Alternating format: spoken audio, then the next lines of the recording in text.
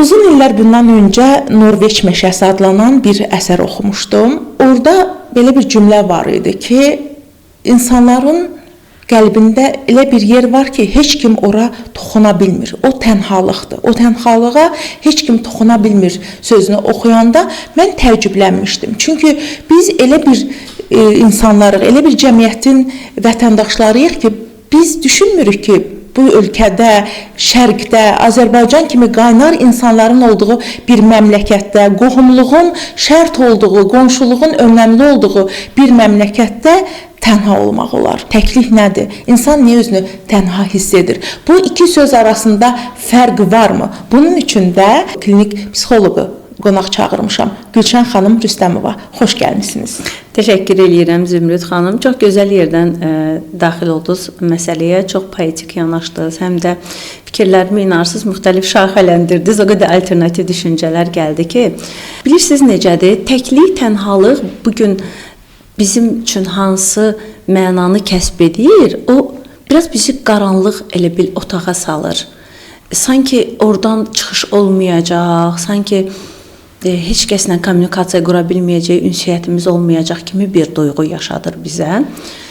Bütün aktual olan məsələlər əslində həllini tapmamış məsələlərdir. Bugünkü psixi tənhalıq, təklik mövzusu əslində işlənilməmiş bir mövzudur. Çünki bununla bağlı nə qədər əsərlər var. Təklik, tənhalıq, tənhalığa çəkildi. Sanki zehnimizdə özümüzlə tək qalan zaman bizə bir sos siqnalı aşılamağa çalışırlar ki, qorxulu yerdir ya ora. Sən ora daxil olma. Sən tənhalığa, təkliyə daxil olan zaman qorxularla üzləşə bilərsən və orada ilişib qala bilərsən. Belə deyil sizcə? Mən özüm tənhalığı yaşamamışam, amma əsərlərdə verilən tənhalıq qorxuludur. Bax, ona görə də soruşmaq istəyirəm, doğrudanmı tənhalıq qorxuludur? Doğrudanmı biz qorxmalıyıq tək qalmaqdan? Tək qalmaq, tənha qalmaq, bir çox suallarım var, başlayacağıq bir yerdən.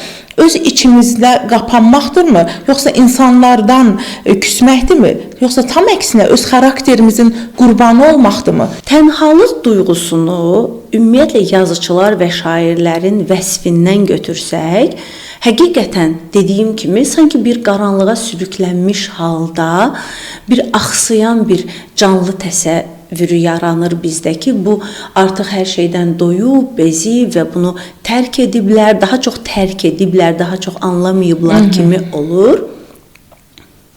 Buna əks bir mövqe göstərmək istəyirəm mən ki, bizim hər birimiz barmaq izlərimiz qədər fərqliyik bir-birimizdən.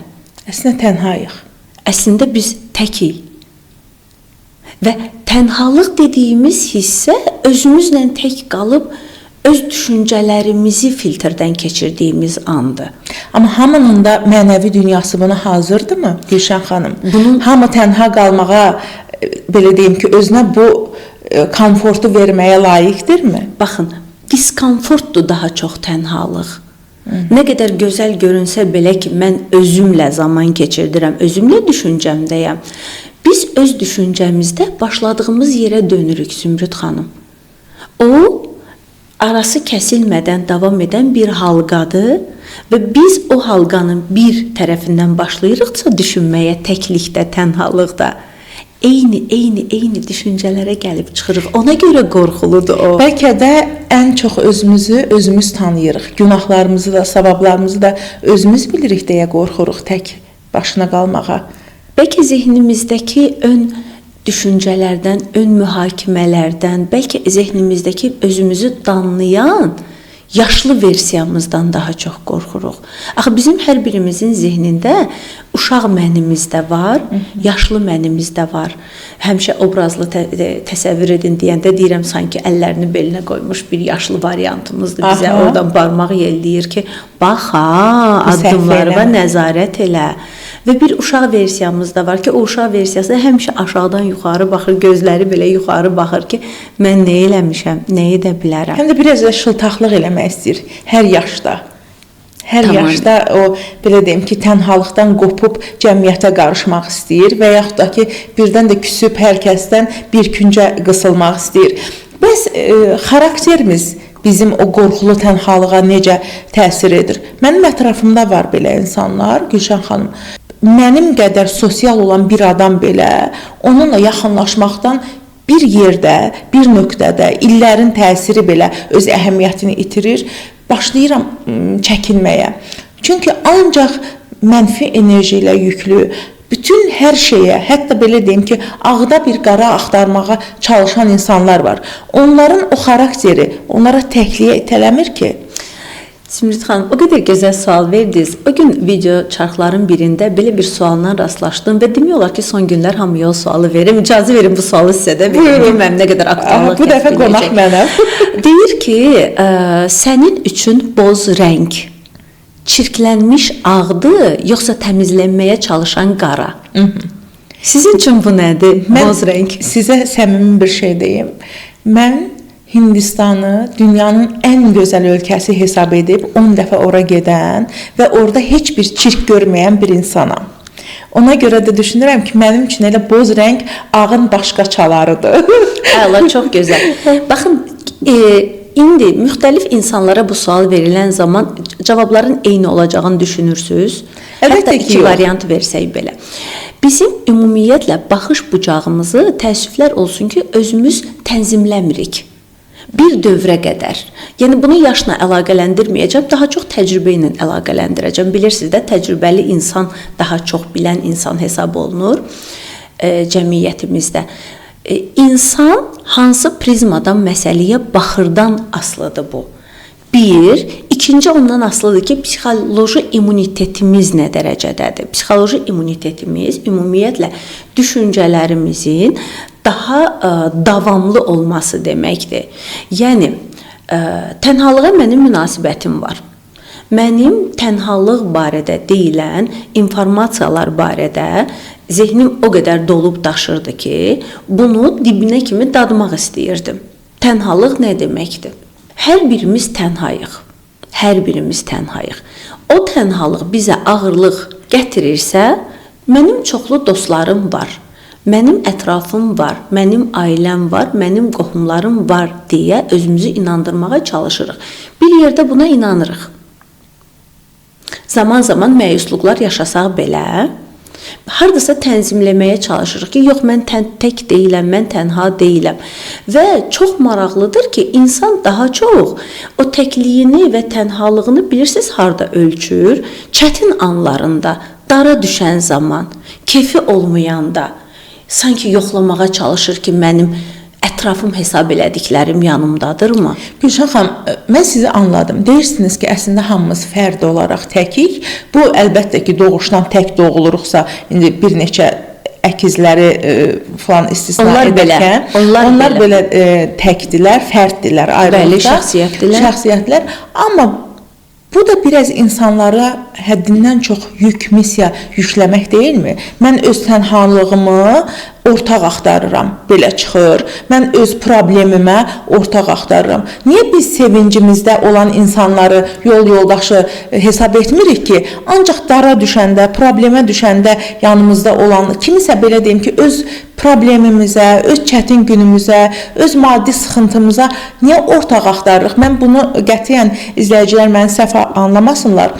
Tərəfdarıyam ki, dostlar da, qohumlar da, tanışlar da hər günümüzdə bizim yanımızda olmalıdır. Amma biz niyə onları yanımızda istəyirik? Məsələn, mən əgər dostlarıma zəng vurmuramsa bir müddət, onlar mənə zəng vurub, bax, belə deyirlər, qoymazlar ki, səhv danışım. Deyirlər ki, nə problemin var ki, sən yoxa çıxmısan. Amma mən nə vaxt ki sevinirəm, nə vaxt ki uğurlarım var, onda hamı toplayıram ki, gəlin bir çay süfrəsinə falan xəbəri sizinlə bölüşəcəm. Gülşən xanımla əla bir veriliş çəkmişik.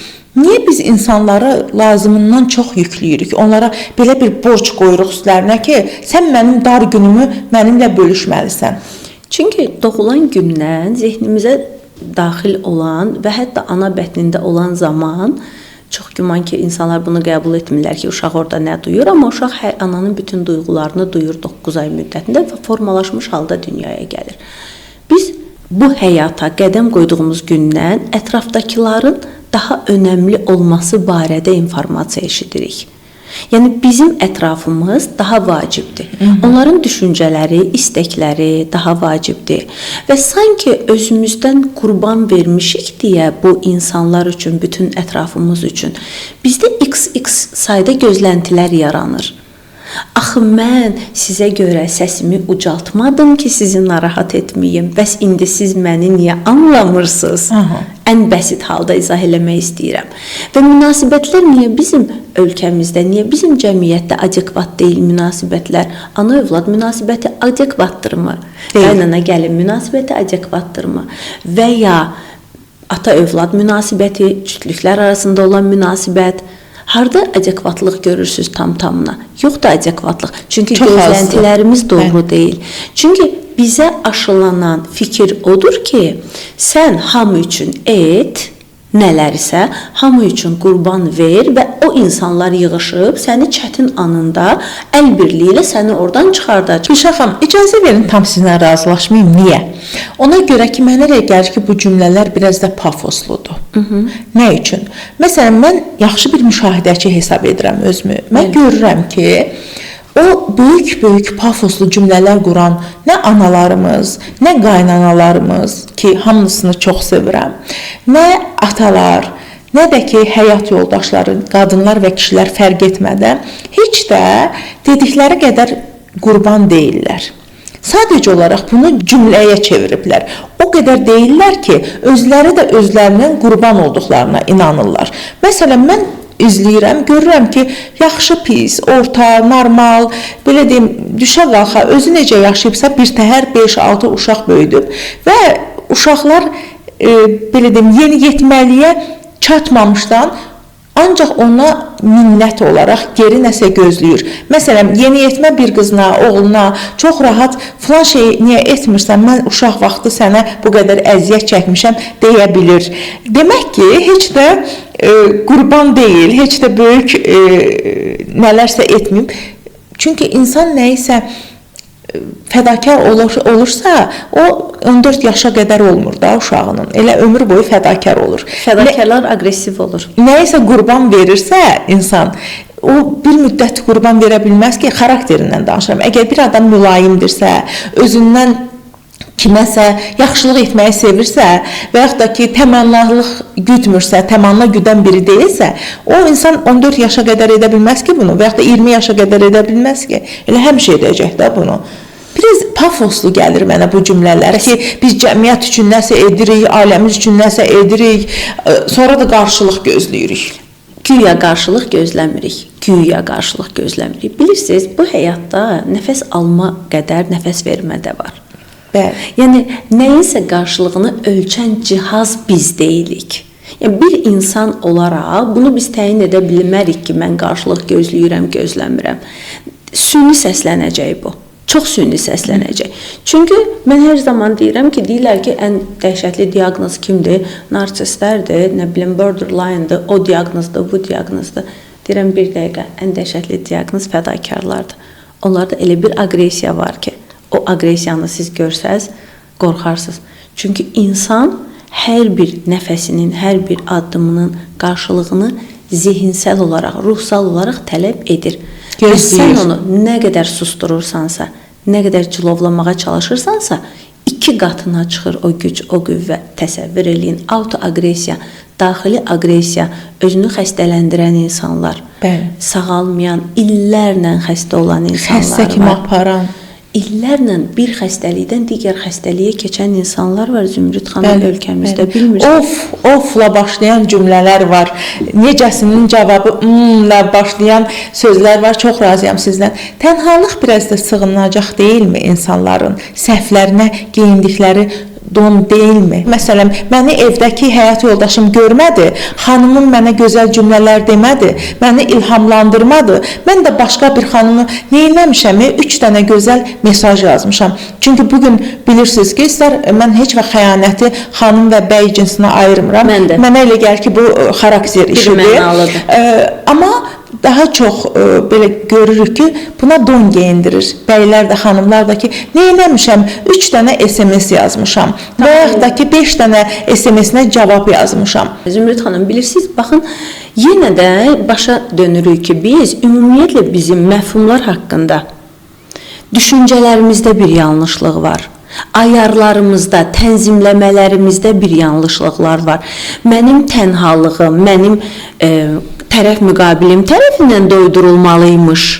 Yəni, mənim tənhalığıma cavabdeh şəxs mən deyiləm, mənim tərəf müqabilimdə. Absurd deyil. Gülşən xanım, deyilmi bəs? Təbii ki, deyil. Biz tamamlanmaq üçün yoxuq mu? Axı, məsələ hansı yerdədir? Bizim tamamlanmalı olacaq hissələrimiz və tərəf müqabilimizin resursları üst-üstə düşmür. Bizim gözləntilərimiz yanlışdır. Məsələn, mən atam tərəfindən saçı sığallanmamış bir xanım olaraq həmən sığalı gözləyirəmsə həyat yoldaşımdan, absurd deyil, ata obrazını yanımda belə çıxır ki, istəyirəm və bunu don geyindirirəm ki, saçma sığal dəymədiyi üçün tənhalıq hiss edib başqa bir bəydən bu sığalı görmək istəyirəm. Yəni, baxın necə dolaşdırdım məsələni. Bu çox absurddur, çünki biz doğrudan da həyat yoldaşımızın missiyası nə ata, nə oğul, nə qardaş olmaq deyil. Mən də bunu çox görürəm və həmişə deyirəm ki, əzizim, filan sənin atan deyil, o sənin nişanlındır, ərindir, yoldaşındır, oğlundur və s. Amma o sığalı çəksə nə olar ki, qarşı tərəf? Məlumatı yoxdursa o sığaldan onun. Əksərən, mən danışan zaman, xanımlarla ünsiyyət quran zaman istəklərini mənə daha çox rahat izah edə bilirlər. Çünki bizdə konfidensiallıq %100 gözlənildiyi üçün daha səmimi, daha rahat, daha incə detallı şəkildə gözləntilərini mənə ifadə edə bilirlər. Və birinci sualım bu olur. Bunu dilə gətirmisənmi? Deyir, yox. Deyirəm, qarşındakı insan, insandır. Sənin zehnin, sənin ürək döyüntüsün, sənin qulaqların, sənin gözlərin sənə aiddir, onunkular ona. Sənin düşüncən hansı üsulla ona yansımalıdır və ya harda var o yazılmamış qanunlar ki, mütləq mənim istədiyimi sən etməlisən. Axı, istəklərimizdən xəbərsizdirlər qarşımızdakı insanlar. Həm bəylərə, dostlar, həm də xanımlara aiddir. Həm də xanımlara aiddir. Heç bir qadın sizin ananız, qızınız, bacınız deyil. Heç bir kişi də sizin atanız, oğlunuz, qardaşınız deyil. Lütfən qardaşınızdan, atanızdan görmədiyiniz nəvazişi həyat yoldaşınıza yükləməyin. Qayğını və ya hansısa bir diqqəti, bunu adekvat surətdə bölgülərə ayıran zaman hərəsini öz rəfinə yerləşdirsək, biləcəyik hansı rəfdən nəyi götürməliyik. Mənim X istəyim var, tərəf müqabilimə bunu normal tərzdə mən bunu istəyirəm deyə müraciət eləyirəm. Əgər ondan cavab almıramsa, burada artıq konflikt meydana çıxa bilər. Amma mən zehnimdə düşündüyüm bir şeyi onunla gözləyirəmsə, bu absurddur, bu hissə absurd. Hətta zehnimizdə gözlədiyimiz də həddini aşırsa, belə deyim ki, bir nəfərə bütün sülaləmin mənə etmədiyinin əzabını verirəmsə, yenə də absurddur. Bir nəfərdən, bir qadından ancaq xanım, həyat yoldaşının nəvazişini istəmək olar və yaxud da ki, bir bəydən də ancaq ərlik etmək, yəni ər olmağı öz resursuna uyğun, öz funksiyasına uyğun davranmırsa, davranmayanda çox maraqlıdır ki, bir informasiya gəldi, bir sual verirlər, X bir bəy soruşur ki, mən hər şey eləmişəm yoldaşım üçün, yoldaşım məndən boşanmaq istəyir.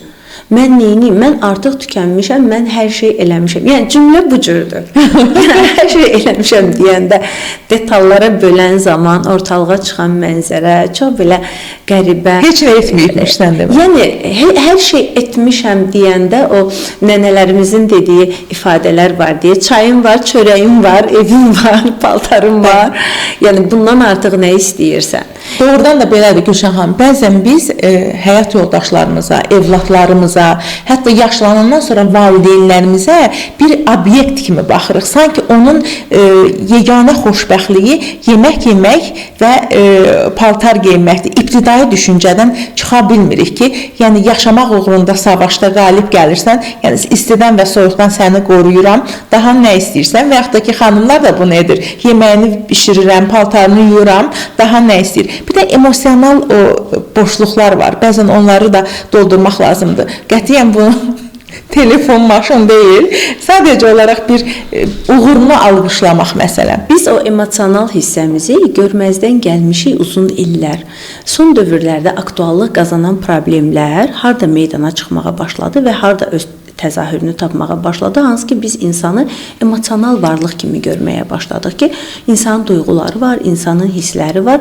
Hətta orada belə çox absurdlaşmaya getdi Zümrüd xanım. Mən bunu deməkdən çəkinməyəcəm ki, təsəvvür edin ki, o qədər elə bil ki bir nöqtədən bir nöqtəyə tullandıq və tam əksini eləməyə başladıq. Dünənə kimi danlayırdıqsa uşaqları bugün heç danlamamağa başladıq. Yəni demək olar ki, eyni tərzdə irəliləyirik də. Mən misal gətirəm, deyirəm koordinat oxunda X oxunun üzərindən bu başdan bu başa tullanmısınız da sanki.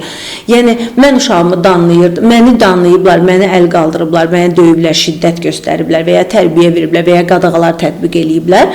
Mən uşağıma bunu heç birini eləmirəm, ümumiyyətlə azad böyüdürəm, ümumiyyətlə heç nə demirəm, ümumiyyətlə niyə düzgün olmadı mənim övladım, niyə bununla rastlaşdım, niyə mənə cavab qaytardı, axı mən mənə elənənlərin tam əksini eləmişəm. Elə ona görə də böyüklər bizə ittiham edirlər ki, bax bizim tərbiyə daha yaxşı idi. Çünki ən azından orada bir tərbiyə var idi. İndi isə ümumiyyətlə tərbiyə yoxdur.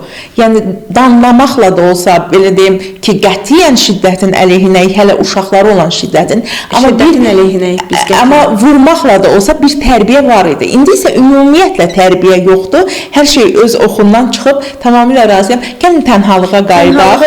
Çünki bunların bu tərbiyə üsullarından tutaraq düşüncə tərzimizin bu formada irəliləməyi bizi tənha hesab elətdirir. Bizi tək hesab elətdirir.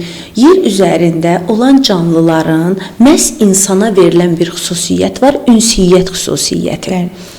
Nə qədər ünsiyyətə meyilliyik biz Zümrüd xanım?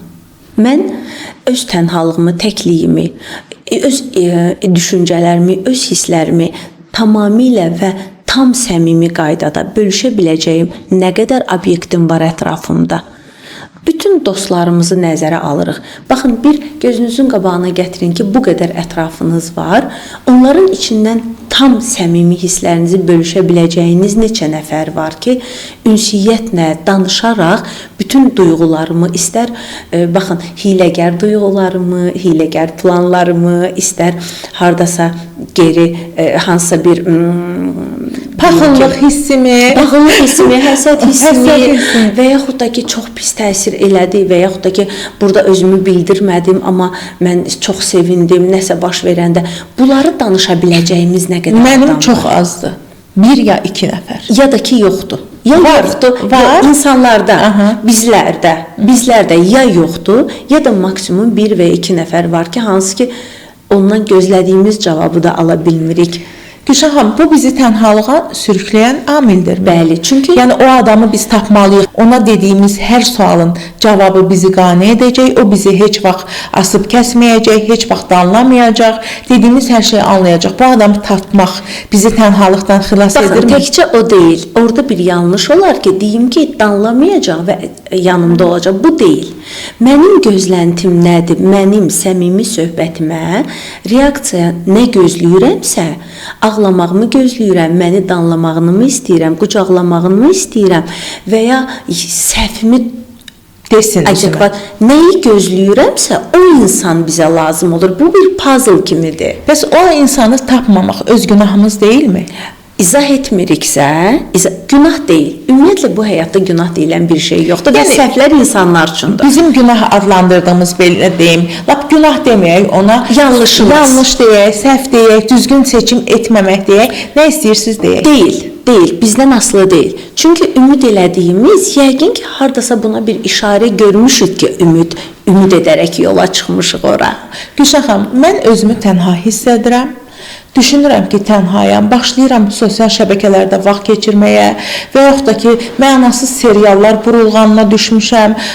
Ondan sonra lazımsız, heç özümə uymayan kruklar, belə deyim, indiki dildə desək, əhatələr yığmışam özümə ki, mən orada xoşbəxt deyiləm və s. və ilaxır. Son çarə isə düşünmüşəm ki, axı, psixoloq deyilən bir nəfər var, o mənim yanımda olmalıdır. Amma ehtiyat edirəm. Psixoloqa da getmirəm, ya maddi qıymıram, hələ də bizim belə insanlarımız var ki, bir dodaq boyasına o pulu verməyə hazırdır, amma bir seansa yox, gəlin səmimi deyək. Və yaxud da ki, ay ətrafdan görərlər, mənə nə deyərlər düşüncəsində olan bir insanam, yanınıza getmirəm. Bəs mənə nə tövsiyə edirsiniz, hardan başlayım? Bu tənhalığı qəbullanmaqdırmı çıxış yolu, yoxsa nədənsə başlayıb öz tənhalığıma qalib gəlməkdirmi? Birinci mərhələdə insani faktor kimi tənhalığımızı, təkliyimizi qəbul edir və canımıza hopdururuq. Mən bəsit dildə deyəndə deyirəm, öpün qoyun gözünüzün üstünə ki, tənhalığımdan xoşbəxt olmaq. Yox, mən belə yaranmışam. Mən bir insan olaraq heç vaxt sorğulamıram ki, mənim niyə bir burnum var, niyə iki gözüm var, niyə iki qulağım var, bunu sorğulamıram. Niyə iki əlim var, sorğulamıram, 4 əlim olsaydı daha rahat olardım deyə sorğulamıram. Amma mən tənha olanda sorğu çıxır ortalığa, mən niyə tənhayam? Çox təbii bir cəhətim olaraq tənhalığımı birinci öpürəm, qoyuram gözümün üstünə ki, mən təkəm, tənhayam və bu çox normal bir şey. Tənhalıqdan qorxmaq lazım deyil, belə deyirsiniz. Bu mənim bir xüsusiyyətimdir, bir hissəmdir. Mən bununla doğulmuşam. Mən dünyaya tək, tənha, fərd, şəxsiyyət kimi gəlmişəm. Mənə uyğun insanı tapmaq mənim missiyamdır. İnsanların missiyası deyil mənə uyğunlaşmaq. Mənim missiyamdır ki, mənə uyğun gələn, necə mənə uyğun gələn ərazidə ev alıram, necə mənə uyğun gələn işlə məşğul oluram, necə mənə uyğun gələn paltar seçirəm özümə, eləcə də mənə uyğun gələ biləcək insanları seçə bilərəm ətrafımda. Bu demək deyil ki, mən bir insana ünsiyyət qurdum, mən sədaqət andı içirəm, burada mən ölənə qədər onunla bərabər olmalıyam. Xeyr. Dost deyə başlamamaqdan gedir söhbət. Bir yola çıxan zaman, ünsiyyət quran zaman artıq mənim düşüncəm var ki, mən bununla fikir mübadiləsi apara bilərəmmi? Mənim danışıq tərzim buna uyğun gəlir, bunun danışıq tərzi mənə uyğun gəlirsə, deməli, nə yaxşı, mən ünsiyyət qura biləcəyim adamı tapdım. Birinci o adı verək özümüzə ki, bu insana mən ünsiyyət qura bilərəm. Sonraki zaman göstərər, bir yola çıxıram. Mən insan olaraq ilk dəfə o bəsit söz var, o ifadəni işlədəcəm qorxmadan, çünki insanlar belə başa düşürlər. Mən bu həyatda bugünün xamıyam. Xamam mən. Yəni, bugünkü tarixi heç vaxt yaşamamış, bu yaşda, bu koordinatda, bu ölçülərdə, bu nəfəs almamla bugünün xamıyam mən. Mən nə bilirəm ki, necə möhtəşəm bir iş görməliyəm ki, bugün möhtəşəmliklə yadımda qalsın. Yəni, bu tam da məndən asılı olan bir şey deyil. Mən cəmiyyətin bir hissəsiyəm. Bilmirik axı, bugün bizi nə gözləyir? Nə qədər belə deyim ki, planlar qursaq da, nə qədər ölçüb götürsək də, biz bilmirik ki, bugün başımıza nə gələcək? Çünki başımıza gələnlər təkcə bizdən asılı deyil. Bu, əvvəlki insanların sığortası olanda, tutaq ki, biz ona adekvat baxa bilərik. Bizi çox vaxt müqayisə edirlər ki, əvvəllər belə deyildi. Düz deyirsiniz, əvvəl belə deyildi. Əvvəl biz hər hansı bir tarixi informasiyanı almaq üçün uzun kitablar axtarışına girirdik, kitabxanalara gedirdik, üz tuturduq, ya müəllimlərdən soruşurduq. İndi əlimizin altında olan vasitələrlə bir neçə saniyə ərzində istədiyimiz sualın cavabını tapa bilən bir insanıq bugün. Demək ki, mənim həyatım daha rahatdır keçmiş insanlara baxmış. Əgər keçmiş insanlara baxmış bugün mənim həyatımda rahatçılıq varsa, mən dərindən nəfəs alım ki, nə yaxşı bugün mən yaşayıram ki, mənim üçün rahatçılıq yaradan bir nəsnələr var. Bunlardan faydalana bilərəm. Mən bugün faydalana bilərəm ki, mən bugünkü təkliyimdə özümü ehtiyacım olan hissədən zənginləşdirim. Bu şərt deyil, mən maariflənim, hansısa bir təhsilə malik olum. Adi bəsit bir şeylər, saç baxım vasitələri ilə maraqlana bilərəm, tənhalığımı özümü doydura bilərəm və özümü möhtəşəm hesab eləyə bilərəm ki, bu günləri mən zehnimi zənginləşdirdim və saçma qulluğu öyrəndim dərindən. Baxın, necə sevinci yaradacaq, gözlərimiz parıldayacaq ki, Bugünkü deməli mənim təkliyim əslində mənim xeyrimə çalışdı. Buradan yer açaq.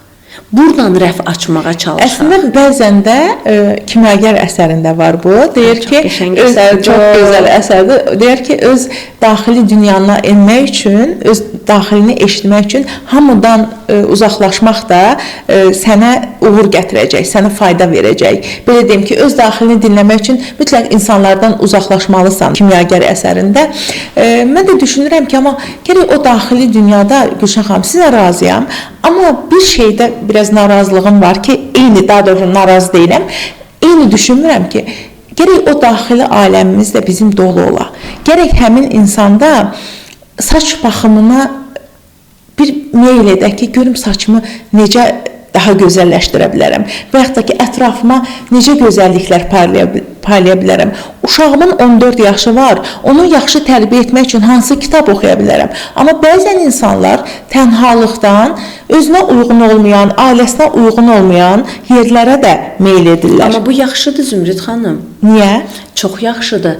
Bəs biz o qütblərdə olmasaq, onu sınaqdan keçirməsək, necə bilərik ki, bizə aiddir yoxsa yox? Amma tamamilə əks düşüncələrimizin olması, özümüzün özümüzə üsyan etməmiz. Gülşən xanım, bu yaxşı ola bilər. Amma həmin o üsyanı da hamı eyni dərəcədə bacarırmı? Məsələn, belə deyim ki, özünü tamamilə fərqli bir yerdə sınamaq istəyir. Bugünün dili ilə desəm, kitab oxumağın yerinə tatu etməyi seçir. Tatu da bu insanın ailəsində qəbul olunmur. Və yaxud da kitab oxumaq yerinə, onu maarifləndirəcək nəsə öyrənmək yerinə gedib baxır ki, blogerlər nə işlə məşğuldur. Həmin o addımı atır və uduzur. Çünki o bloger deyil. Onun ailəsi də onun bloger olmağına hazır deyil. Belə deyim, TikTok açır, orada da nə danışacağını bilmir və ətraf tərəfindən daha tənhalığa sürüklənir. Belə olanda isə özünə daha çox zərər vermirmi? Mən onda sevinirəm insanlar bu addımı atdıqları üçün. Çünki qorxaraq, mən bunu etməyim, hər ehtimala qarşı yıxılaram, uduzaram, üzülərəm. Qorxusu belə bizi daha çox tətikdə saxlayır. Deyirsiniz ki, tənha qalmaq o hissi yaşamaqdan daha yaxşıdır. Bu istədiyim bir addımı dünən övladıma deyirəm, 19 yaşında oğluma deyirəm ki, beynəlxalq nomenklaturadan baxsaq, sənin etik qaydalar, etik normalar deyən bir qaydalar var. Bu qaydalar yadından çıxsa belə, qızıl bir cümlə var, onu yadında saxla ki, sən başqa bir insana mənəvi ziyan vura bilməzsən. Maddi ziyan vura bilməzsən, fiziki ziyan vura bilməzsən. Özündən başqa heç bir insana, özün də daxil. Amma bu ziyanları başqalarına vurmayacaqsansa, özün nəyisə təcrübədən keçirmək istəyirsənsə, buyur, azadsan. O qədər azadsan ki, başqa bir insanın sərhəddinə müdaxilə eləməyənə qədər. Tatu vurduran insan gözə alır və bunun da əvəz edicisi tatu silən aparatlar mövcud oldu ki, peşman olsam gəl bunu sildir. Amma o tatunu o canında hiss eləmək üçün, hətta bu onu süni yapışdıranlar da müvəqqəti nələrsə də kəşf elədi insanlar. Çünki bütün kəşflər əslində bizim zehnimizi oynadan, zehnimizi təlatümə gətirən mövzuların kəşfidir. Bu dünyada heç nə boş-boşuna kəşf olunmur. İnsanlar deyirlər ki, bu nə kəşfdir, bizim ziyanımızadır. Belə bir şey yoxdur, əzizlər. Demək ki, biz onu istəyirik. Biz onu hardasa düşünmüşük, hardasa o barədə istək yaranır ki, sonra kəşf olunur. Yəni, o tatunu eləmək istəyən övladımız yeniyetməliyi dövründə varsa, ona o yapışqanı variantlarını alıb təklif edə bilərik. Bax, gör, özünü belə bəyənəcəksənmi? Nəinki sən bunu heç vaxt eləmə deyib və sabahsı gün uşaq onu başqasından ya evdən pul götürərək edir və elə bir yerdə edir ki, ümumiyyətlə biz müdaxilə eləyə bilmirik. Burada da o azadlıq dediyimiz əslində şərt qoşduğumuz hissə var da ki, biz övladımıza bunu göstərərək ki, mən başqasının sərhəddinə girə bilmərəm. Mən başqasının hüququnu tapdalaya bilmərəm, çünki mənim hüququmu tapdasalar pis olaram. Plus vəzifələrim var mənim. hansı vəzifəm var mənim, hansı öhdəliyim var mənim. Bu hissədə balansı qaçırdırıq. Təklikdə, tənhalıqda da balansı qaçırtmış oluruq Zümrüd xanım. Ona görə bizə bu cür çökmə hissi kimi yaşadır. Bir bəy və ya bir xanım, bir insan, bir uşaq deyəndə mən təkəm, onun üçün üzülürəm. Təkliyindən zövq al deyə biləcəyimiz valideyn olsa, təkliyindən zövq al, təkliyin fürsətindən yararlan, bunu fürsət bil. Çünki sən möhtəşəmsən. Sən kainatda yaradılmış ən möhtəşəm bir varlıqsan ki, o qədər detallı hesablanmışıq ki biz. Yəni bizim hər bir nöqtəmiz detallı surətdə hesablanıb. Yəni zehnimiz, gözlərimiz, kipriklərimiz bizi gözümüzü qoruyur, toz girməyinə və s. və ilaxır. İndi bu dərinliyə girmək istəmirəm. O möhtəşəmliyi hiss etdirsək övladımıza, övlad da möhtəşəməm. Əgər bu təkliyi, tənhalığı yaşayıramsa, burada da bir nəsə hikmət var. Baxım görüm nə edə bilərəm yola çıxsa, mən düşünürəm ki, tənhalığa, təkliyə münasibətimiz dəyişəcək. Elə isə bu cümlələrlə fikrimizi gəlin bugünkü söhbətimizi yekunlaşdıraq. Demək ki, nə təklikdən, nə tənhalıq adlandırdığımız biraz vahiməli səslənən sözlərdən qorxmaq lazım deyil. Yetər ki, biz qorxularımızın üzərinə gedə bilək. Yetər ki, biz özümüzün, o tənhalığımızın belə qədrini bilə bilək. Bu arzularla, bu istəklərlə sizinlə sağollaşıram və bir dənə də balaca arzum var ki, tənhalıqda qəlbimiz bizə və ətrafımıza ancaq xoşbəxtlik pıçıldasın, gözəl cümlələr qursun. Yenidən görüşərik. Çox sağ olun Gülşən xanım. Təşəkkür edirəm Zümrüd xanım.